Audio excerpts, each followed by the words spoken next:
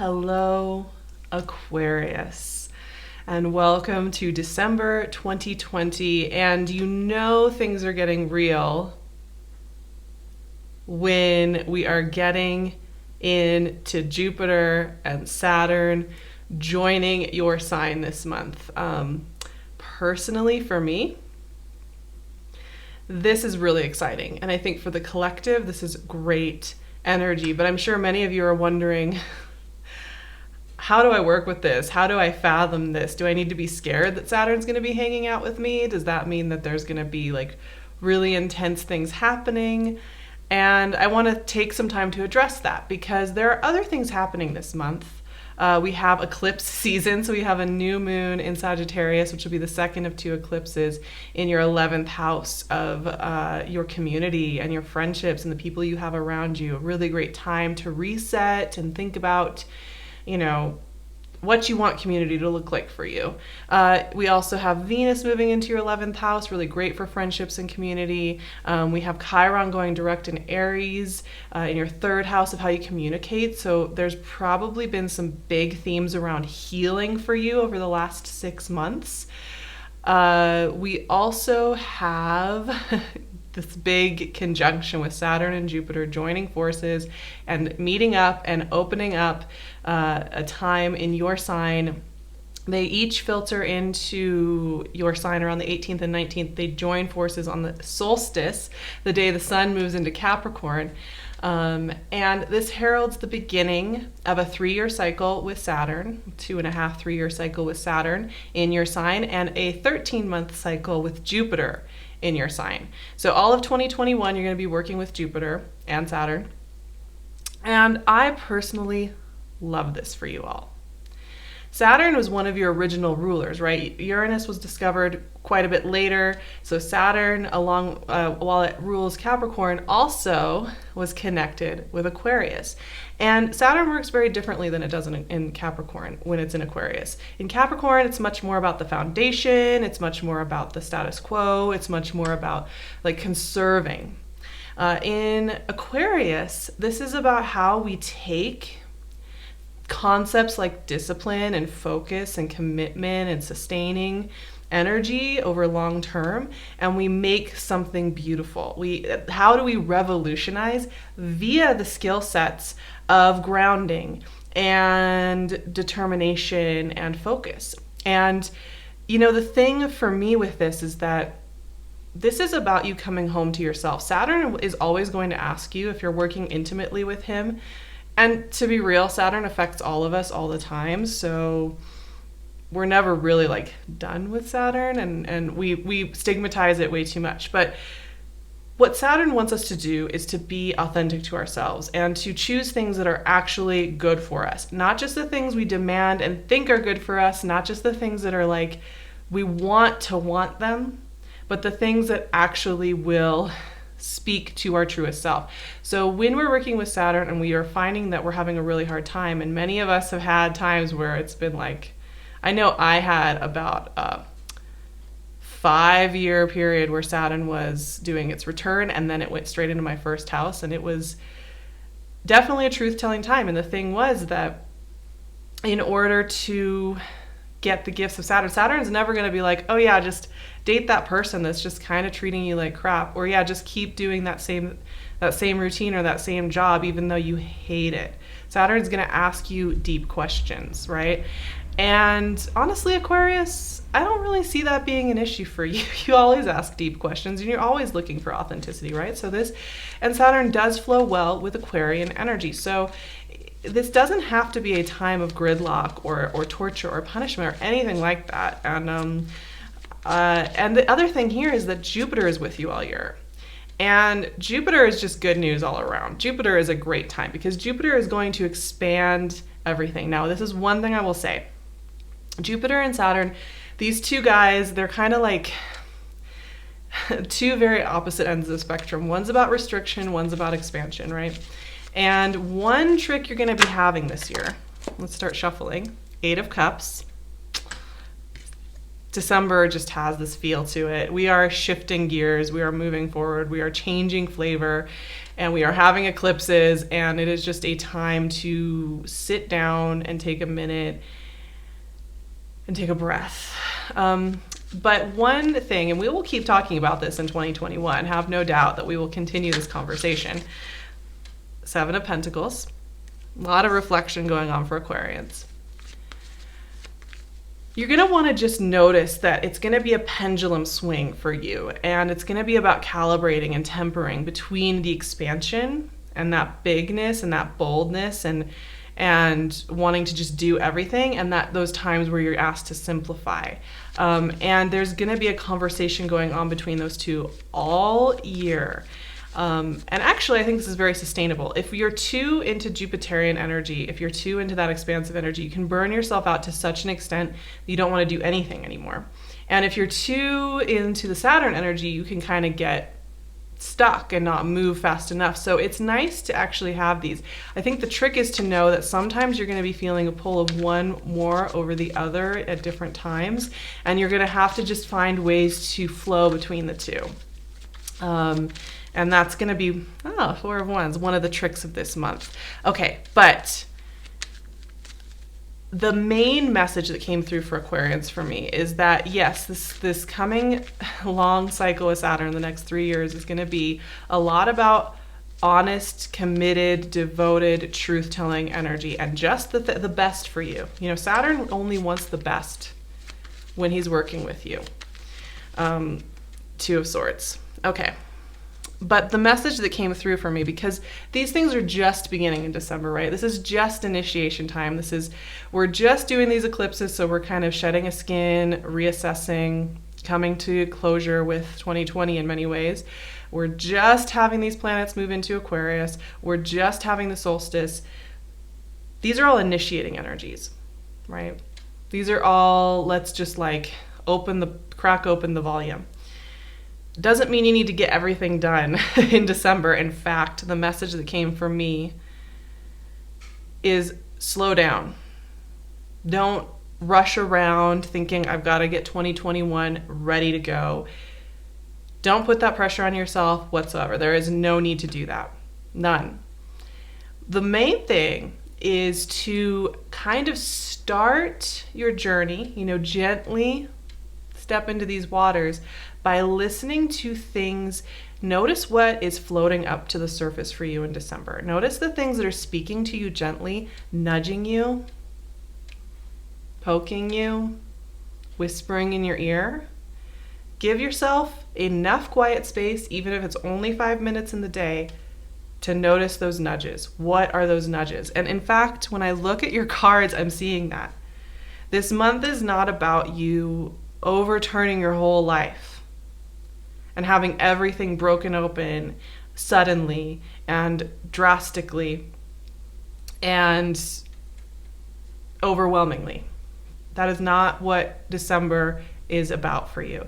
This is a month that is kind of just one big opening. I almost think of giant cathedral doors, and this is kind of a collective message. Giant cathedral doors that are opening, and it's like the whole month, it's like we're getting more and more and more and more and more and more view of this new landscape. And we just need to take a minute, and especially Aquarians, I think, especially Aquarians, to just look at that landscape for a minute. Give yourself that grace. Now, here's the thing. The reason I'm saying this is it's really interesting. 8 of Cups and 7 of Pentacles, these are very reflective cards, and they speak to assessment, right? They speak to assessing what it is that you are okay with not picking up anymore. And we've talked about this a lot. Aquarians, because, you have fixed sign energy, and actually, you're quite passionate, devoted people, even though you often have that reputation of being very hard to pin down and non-committal.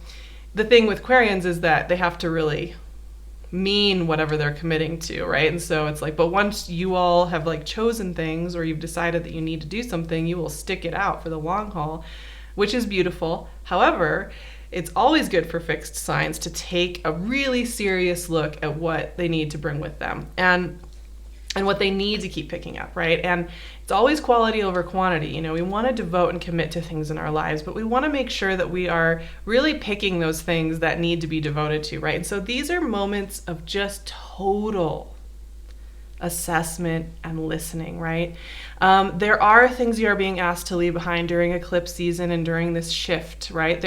And honestly, this makes so much sense. You think about the end of 2020 and whoever you are, doesn't really matter. I think everybody's journey this year has asked them to learn skills and go through obstacles and work with those obstacles in ways that have been uncomfortable or that have even asked for certain kind of survival mechanisms. And a lot of those we're going to have to put down as we exit 2020 because they're not going to serve us so well in this new energetic field.